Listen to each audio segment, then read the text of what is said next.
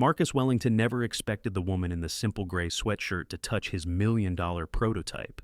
"Fix it if you can," he sneered, certain she'd fail like his top engineers. But when Kate Williams rolled up her sleeves, she was about to prove that genius doesn't wear a suit. The gleaming floors of Wellington Aerospace Industries reflected the harsh fluorescent lights as Kate Williams stepped through the main entrance. Her worn sneakers squeaked softly against the polished concrete, a sound that seemed to announce her presence to everyone within earshot. She clutched a manila folder containing her resume, her knuckles white with nervous tension. At 34, Kate had learned to dress down for interviews. Her gray sweatshirt was clean, but unremarkable, her jeans practical rather than fashionable. She'd pulled her auburn hair back into a simple ponytail, avoiding any style that might draw unwanted attention. Experience had taught her that looking too polished often worked against her in male-dominated industries. The reception area buzzed with activity. Men in expensive suits hurried past, talking into wireless headsets about quarterly projections and military contracts. Kate noticed how their eyes slid over her without recognition, dismissing her as someone who clearly didn't belong in their world of high-stakes engineering. "Ms. Williams?" Helen Foster approached with a professional smile. The executive assistant's tailored blazer and pearl earrings spoke of corporate sophistication. "Mr. Wellington is ready to see you." They walked through corridors lined with awards and photographs of sleek aircraft engines. Kate studied each image carefully, recognizing innovations that had revolutionized the aerospace industry. She'd followed Wellington Aerospace's work for years, admiring their breakthroughs in fuel efficiency and turbine design. The industrial workshop they entered took Kate's breath away. Massive overhead cranes moved engine components with precision, while technicians in clean coveralls assembled $1 million prototypes. The air hummed with the sound of sophisticated machinery and carried the familiar scent of machine oil and metal shavings. Marcus Wellington stood at the center of it all, commanding attention even from across the room. His silver hair was perfectly styled, his navy suit custom-tailored to project authority. At 55, he'd built Wellington Aerospace from a small repair shop into a global powerhouse, and his confidence showed in every gesture. "So, you're the mystery applicant?" Marcus said, barely glancing up from his tablet. His tone carried the casual dismissal of someone accustomed to being the smartest person in the room. "Your resume was interesting, though I have to say, you're not quite what we typically expect for a senior engineering position." Kate straightened her shoulders, meeting his gaze directly. "I understand this is an unconventional interview, Mr. Wellington." "Unconventional is putting it mildly." Marcus gestured around the workshop. "This isn't exactly a place for—" He paused, his eyes taking in her simple attire. "Well, let's see what you're made of, shall we?" Behind Marcus, Dr. James Harrison and Kevin Anderson exchanged skeptical glances. The real test was about to begin. Marcus led Kate toward a workstation, where a complex engine component sat partially disassembled. The prototype gleamed under the bright industrial lighting, its intricate maze of tubes, valves, and electronic sensors representing months of development and millions of dollars in research. "This," Marcus announced with theatrical flair, "is our latest breakthrough in hybrid turbine technology, or rather, it was supposed to be." His voice carried a note of frustration that suggested this wasn't the first time he'd discussed the problematic engine. 3 months ago, it was running perfectly. Then something went wrong. Dr. Harrison stepped forward, his face grave. "We've had our entire engineering team working on this around the clock. The engine starts, runs for exactly 43 minutes, then shuts down completely, every single time." "The shutdown sequence is perfect," Kevin added, his young face flushed with the embarrassment of repeated failure. "No warning indicators, no error codes, no mechanical stress signs. It just stops." Marcus turned to Kate with a challenging smile. "We've run every diagnostic in the book. Thermal imaging, vibration analysis, computer simulations. Our best engineers, men with decades of experience and advanced degrees from prestigious universities, are completely stumped."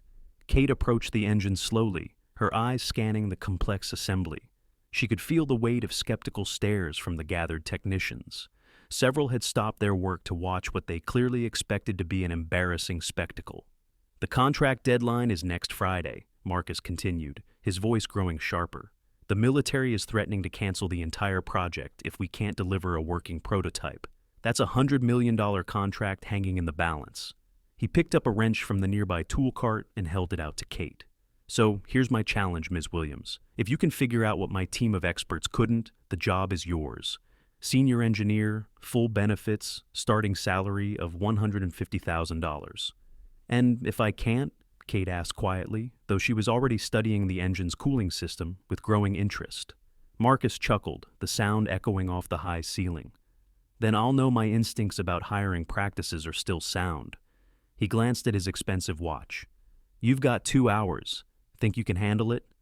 Kate reached for the wrench, her fingers closing around the cold metal with surprising confidence. 2 hours should be plenty. The workshop fell silent except for the distant hum of machinery. Even the technicians working on other projects seemed to sense that something significant was about to unfold. Kate Williams had just accepted a challenge that had defeated some of the brightest minds in aerospace engineering. As Kate began examining the engine more closely, the skeptical murmurs started almost immediately. She could hear them, despite the workers' attempts at discretion. Snickers and whispered comments that weren't quite meant to be inaudible. Seriously? She thinks she can solve this? Kevin Anderson muttered to a colleague near the parts cabinet. My little sister could probably identify more engine components than this lady. Dr. Harrison crossed his arms, watching Kate's every move with obvious disapproval. Marcus, I have to question the wisdom of this exercise. We're wasting valuable time that could be spent on actual solutions. Kate knelt beside the engine, running her hands along the housing, while carefully avoiding the hot surfaces. Her movements were methodical, almost reverent, as she traced the path of cooling lines and electrical connections. To the observers, her approach seemed amateurish. Too gentle, too cautious.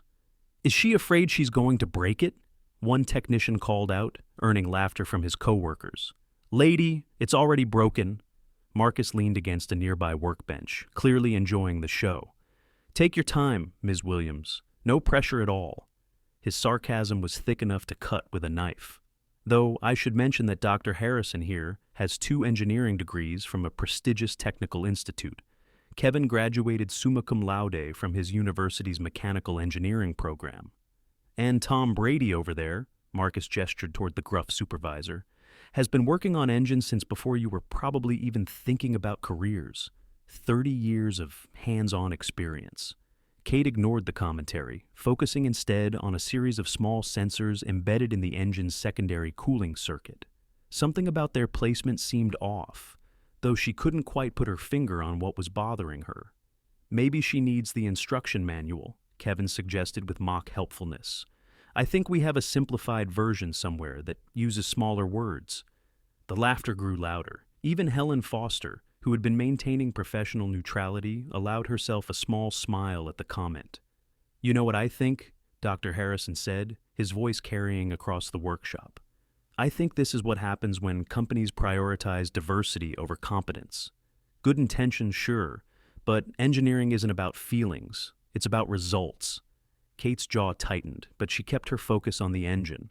She'd heard variations of these comments throughout her career, and she'd learned that the best response was always the same. Let her work speak for itself.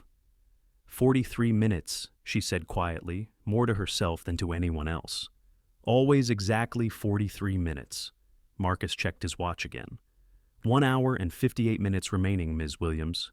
Though, honestly, I'm not sure why we're dragging this out.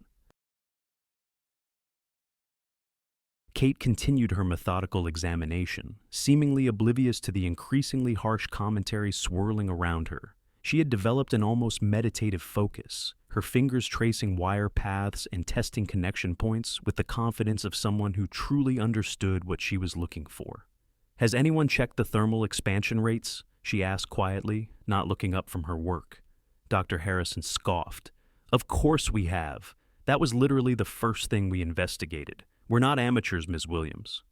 What about the sensor calibration sequence? Kate persisted, now examining a cluster of temperature monitors near the engine's core. All within normal parameters, Kevin answered impatiently. Look, we've been through every possible variable. The engine meets all specifications, passes every test, and runs perfectly until it doesn't, Kate finished. She stood up, wiping her hands on a shop rag. The timing is too precise to be random. 43 minutes isn't arbitrary. It's a threshold. Tom Brady shook his head dismissively. Lady, we've run thermal profiles, stress analyses, fluid dynamic simulations. If there was a threshold, we'd have found it months ago. Marcus was growing visibly impatient. The initial amusement of watching Kate fumble through the challenge was wearing thin, replaced by concern about the approaching deadline. Ms. Williams, I appreciate your enthusiasm, but perhaps it's time to admit that this problem is beyond your capabilities. Kate walked around to the opposite side of the engine, studying it from a different angle. The cooling system routing seems inefficient, she observed. Why run the secondary lines through the lower manifold instead of the upper housing? Because that's how the specifications were written, Dr. Harrison replied curtly. We don't question the design parameters, we follow them. But what if the specifications are wrong? Kate asked, her voice still calm despite the growing hostility. The workshop erupted in laughter. Kevin nearly doubled over, slapping his knee. Oh, that's rich! The specifications are wrong. Marcus, did you hear that? Our mystery applicant thinks the entire engineering team that designed this system made a fundamental error. Those specifications, Doctor, Harrison said with barely contained anger, were developed by some of the most brilliant aerospace engineers in the country. They've been tested, retested, and validated through computer simulations and physical prototypes. Marcus pushed himself away from the workbench. Ms. Williams, I think we've seen enough. This has been educational, but I have a business to run and a deadline to meet. Kate didn't move from her position beside the engine. Give me 5 more minutes, she said quietly. Please. Something in her tone made Marcus pause. Despite everything, there was an unmistakable confidence in her voice that hadn't been there before. Kate knelt down again, this time focusing intently on the area where the secondary cooling lines connected to the main housing. Her fingers moved with purpose now, testing fittings and examining joint connections with the keen eye of someone who had found exactly what she'd been looking for. The thermal expansion, she murmured, almost to herself. It's not the engine that's the problem, it's the sensor placement. She looked up at Dr. Harrison with sudden clarity. You said the engine runs for exactly 43 minutes every time, right? No variation? That's correct, he replied grudgingly, though his tone suggested he wasn't interested in prolonging this exercise.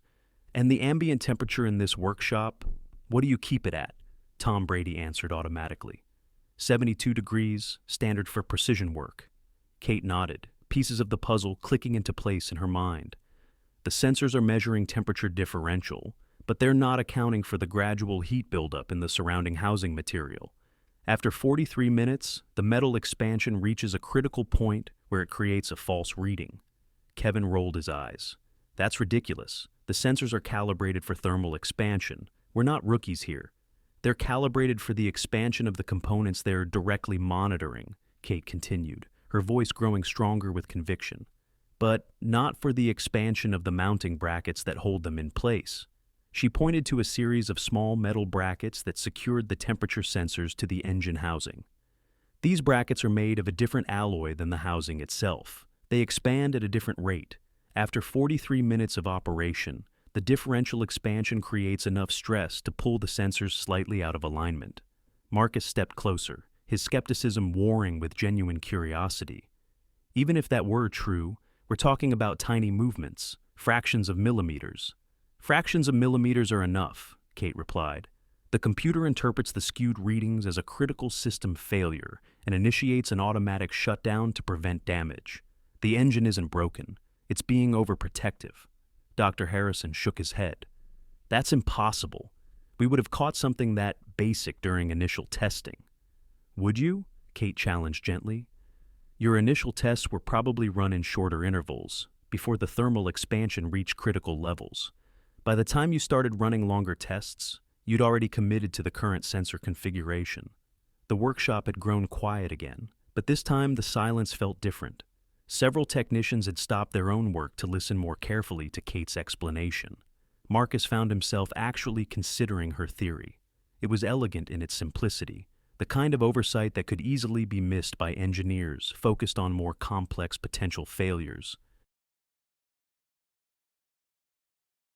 "All right," Marcus said, his voice carrying a note of challenge mixed with genuine curiosity.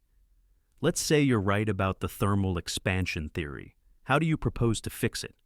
Kate was already reaching for a toolbox, her movements now confident and purposeful. "We need to relocate these 3 sensors to mounting points that use the same alloy as the primary housing. It's a simple modification that should take about 15 minutes. Dr. Harrison crossed his arms. "Ms. Williams, those sensors are positioned precisely according to the original specifications. Moving them could affect the entire calibration system." "Only if we move them significantly," Kate replied, already loosening the first mounting bracket with practiced efficiency. "We're talking about a shift of maybe 2 inches, close enough to maintain accuracy, far enough to eliminate the expansion differential." Kevin watched skeptically as Kate worked. "Even if you're right about the cause, you can't just start modifying a prototype without proper documentation and approval procedures." Marcus held up a hand. "Under normal circumstances, I'd agree, but we're past normal circumstances." He paused, studying Kate's confident movements. "How long did you say this would take?" 15 minutes to relocate the sensors, then we run a test cycle," Kate answered, not looking up from her work. "If I'm wrong, you're out 15 minutes and can put everything back exactly as it was." "And if you're right?" Marcus asked. Kate finally looked up, meeting his gaze directly.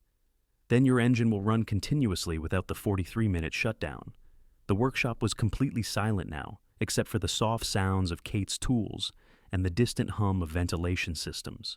Even the skeptics seemed mesmerized by her methodical approach to the modifications. Tom Brady moved closer to observe her technique.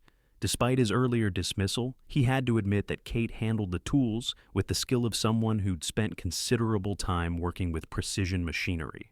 Within 10 minutes, Kate had successfully relocated all 3 problematic sensors to new mounting points.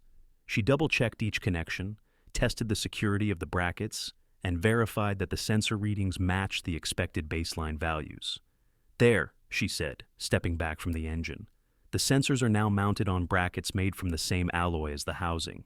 The thermal expansion should be uniform across all components." Marcus looked at his watch. 45 minutes until the end of your 2-hour window. "Think your theory is worth testing?" Kate nodded confidently. "Start her up." Dr. Harrison moved to the control panel, his expression still skeptical, but tinged with something that might have been hope. "Initiating startup sequence," he announced. The engine came to life with a smooth, powerful hum. The engine ran smoothly through the first 10 minutes, then 20, then 30. As the 40-minute mark approached, every person in the workshop was watching the control panel displays with intense focus. The usual chatter had died completely, replaced by the steady hum of the engine and the collective holding of breath. 42 minutes, Dr. Harrison announced, his voice tight with anticipation. 43 minutes, Kevin called out, staring at the digital readout. The engine continued running.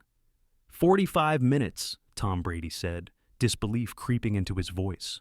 Marcus stood frozen, watching the displays show perfect operating parameters across every system. No warnings, no anomalies, no sign of the mysterious shutdown that had plagued them for months. 50 minutes, Helen Foster whispered, having joined the crowd around the control station. Kate remained calm, but a small smile played at the corners of her mouth as she watched the faces around her transform from skepticism to amazement, to something approaching awe. "How is this possible?" Dr. Harrison muttered, checking and rechecking his instruments. "We've been working on this problem for 3 months. 3 months!" Marcus slowly turned to face Kate, his expression cycling through confusion, embarrassment, and growing respect. "Ms. Williams, I think I owe you an explanation about my behavior today." "No need," Kate replied gently. "I'm used to proving myself. But I am curious," Marcus continued, his voice softer now. "Where exactly did you learn to diagnose problems that stumped my entire engineering team?" Kate straightened, finally ready to share the truth she'd been carrying quietly all day. "I have a master's degree in aerospace engineering from the same technical institute where Dr. Harrison studied. I also have 8 years of experience designing propulsion systems for a major defense contractor." The workshop fell silent again, But this time the silence was heavy with realization and growing embarrassment. Before that, Kate continued, I spent 4 years as a Navy aviation mechanic, troubleshooting engine problems under combat conditions where failure wasn't an option. Kevin's face flushed red. Why didn't you mention any of this earlier? Because I've learned that when you look like I do, people don't always listen to your credentials first, Kate answered simply. They make assumptions based on appearances, and sometimes it's easier to let your work speak for itself. Dr. Harrison stepped forward, genuine remorse replacing his earlier arrogance. Ms. Williams, I owe you a sincere apology. Your analysis was brilliant, and we treated you terribly. Marcus nodded slowly. The job offer stands, but I suspect our standard salary might be insufficient given your qualifications. Perhaps we should discuss a position more appropriate to your expertise. As the engine continued its flawless operation, well past the 1-hour mark, the atmosphere in the workshop had completely transformed. Technicians who had been snickering an hour earlier now approached Kate with respectful questions about her modifications and methodology. Ms. Williams, Tom Brady said, extending his hand with genuine warmth. I've been working with engines for 30 years, and I've never seen anyone diagnose a problem that elegantly. That was textbook genius-level troubleshooting. Kate shook his hand gratefully. Thank you, Tom. Sometimes the simplest solutions are the hardest to see, especially when everyone's focused on complex possibilities. Dr. Harrison was still studying the sensor modifications, shaking his head in amazement. The expansion differential was so subtle that our computer models didn't catch it. We were looking for dramatic failures when the problem was incremental stress accumulation. It's easy to miss, Kate assured him. I've seen similar issues in aircraft engines where different metal alloys created thermal stress points. The key is understanding that sometimes the mounting hardware matters as much as the components themselves. Marcus had been unusually quiet, clearly processing the full implications of what had just occurred. Finally, he approached Kate with an expression of genuine humility. Ms. Williams, I need to be completely honest with you. My behavior today was inexcusable. I made assumptions based on your appearance and my own prejudices about what an engineer should look like. Kate nodded acknowledgement but didn't interrupt, sensing he needed to finish his thought. The truth is, Marcus continued, Wellington Aerospace has been struggling with innovation lately. We've been too insular, too convinced of our own expertise to consider outside perspectives. Today proved that diversity isn't just about fairness. It's about survival in a competitive industry. He paused, looking around at his team. I want to offer you a position as senior design engineer, reporting directly to me. Your starting salary would be $200,000 plus benefits and equity participation. Kate considered the offer carefully. I appreciate that, Mr. Wellington, but I have one condition. Name it. I want to implement a mentorship program for young engineers, regardless of their background or how they might appear in an interview. Talent comes in many forms, and this company needs to recognize that. Marcus smiled, the first genuine smile Kate had seen from him all day. Agreed. In fact, I'd like you to lead that initiative. As they shook hands, the engine continued its steady operation in the background, a testament to the power of looking beyond assumptions and recognizing brilliance wherever it might appear. Kate Williams had not only fixed the impossible engine, she had fixed something much more important. CTA, 100 words. Sometimes the most extraordinary people come in the most ordinary packages. Kate Williams reminds us that genius doesn't announce itself with expensive suits or prestigious titles. It reveals itself through quiet competence and brilliant insight. Have you ever been underestimated because of how you looked or where you came from? Share your story in the comments below. Your experience might inspire someone who needs to hear it today. Don't forget to subscribe for more incredible stories of hidden talent and unexpected triumph, and let us know where you're watching from.